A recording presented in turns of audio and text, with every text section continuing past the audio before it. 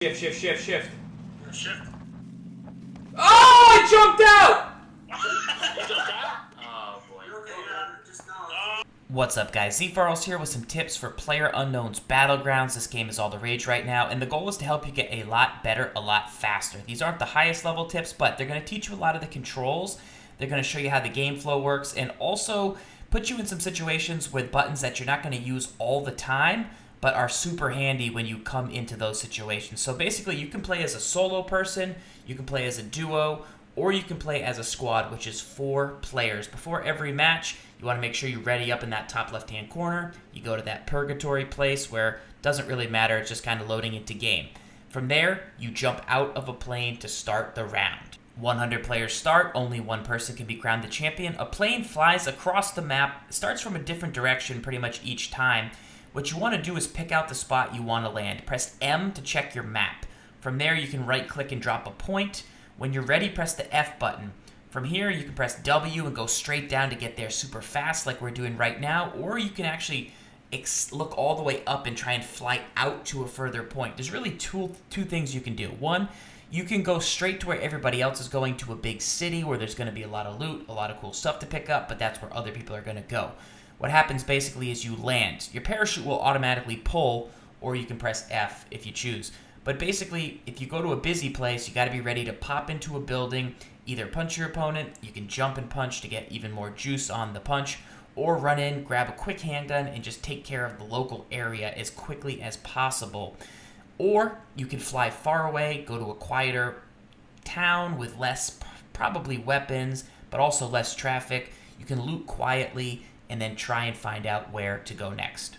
If you're wondering what mode to play, I mean, solo for me is fun when I just want to work on some new weapons, get in early, die very quickly often, and just kind of keep the fun going. Squads for me is more tactical. It's really all about communication, hopping in a chat with friends. That's the most fun overall, but it's definitely more tactical. You got to go a little bit slower, work together, loot, and definitely communicate if you want to succeed. When playing with a squad, make sure you remember that down teammates can be revived. If you're shot, you're not dead quite yet. You can always be saved. Maps are also crucial when playing with the squad. Knowing where to go. Don't just call out left. Don't just call out right. I heard a shot from the left. No, you heard a shot from either north, south, east, or west. You see at the top, you have the compass. That's going to help you not only with marking stuff, but looking at the map, figuring out where you need to go, and calling out directions in a traditional way is definitely going to help you get situated. As far as what weapons, you want to get pistols early. If you're in close in buildings and you're looting in a city, a shotgun is good. There's a couple different versions. Some hold more ammo, some hold less. Just work with them and see what one you like the most. SMGs for up close. You can also change the rate of fire with the B button. Rifles for range. You have auto and full auto settings on those. And then you have scopes, holographic, sights, 2x, 4x, 8x scopes, all things in this game that really help separate it from H1Z1, but just help you get way, way more tactical with your shooting. You can manage your guy with the I button, which will show you his weapons, what you have equipped, the holographic sight. The mag extender is helpful, make sure you reload to get the full benefit. You've got chokes, which will reduce the spread on shotguns. Lots of little things that just make your weapons a little bit more powerful, and everything is important in a firefight. While the weapons are super important, so is finding gear. Gear includes things like helmets and armor to protect you from weapons, things like backpacks to help you carry even more, and then medical gear. Medical patch kits, bandages, energy drinks will all help keep you alive. Lots of ways to take damage in this game, whether it's getting shot, falling out of a vehicle, falling from height, or getting hit by the boundary of the map, which we'll talk about right now. But don't forget to look for that other gear besides just weapons. So once you get that loot, why would you ever leave? Well, there's a ring that appears on the map that funnels you down into smaller and smaller areas as the game goes on. Anything outside the ring will give you damage. You want to get inside that ring. Here you can see that we're good, but the next circle that pops up, we're going to have to keep moving towards. The red area on the map randomly moves and appears in different areas. When you're in that area, that means an airstrike could hit you, so you need to get inside and stay away from the windows. Now, you can either run from area to area, or vehicles will help you move much faster. Cars and Jeeps fit 4, motorcycles fit less. You can refuel your car with a gas tank that you find inside houses. Make sure not to flip it. Shift if you want to go faster, but that uses more gas. You can shoot out of the car, but make sure not to hit one of your teammates. People can definitely shoot at your car, and you can definitely run people over with your vehicle.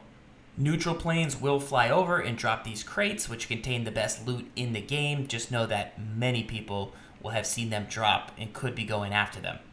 Some notes to consider when looting and moving on from place to place. All doors pretty much start closed, so if people have opened those doors, well, you know that somebody's been in that building, so not only has it been looted, but there could be bad guys in there. Another note is people sometimes close the doors, so you don't know that they've gone in there. So always something to consider when you come up on a new area. If you're wondering, yes, you can swim in this game, and there are boats. As far as other movement to know, to go prone, press Z. To crouch, press C. To put your weapon away, press X. That will allow you to sprint, which is shift, faster. V will put you into first person. You can right-click once to look down the sights. And I believe S will allow you to hold your breath while aiming down the sights to get a steadier shot. The option key is a very good way to look around if you're behind a crate, behind a wall. Use that key to move the camera without moving your character. Alright guys, that is it for this tips video. Those are the things that helped me most during my first 10 hours. It just helps not to annoy your squad mates. You know how to ready up in the top left-hand corner to get into a game, and you know how to find that loot and use all the controls. Alright guys, until next time, let me know if you want to see more on Battlegrounds, maybe more individual tutorials breaking down things more directly. Until next time, this is Farls, signing out. P.S. Friendly fire is definitely on in this game.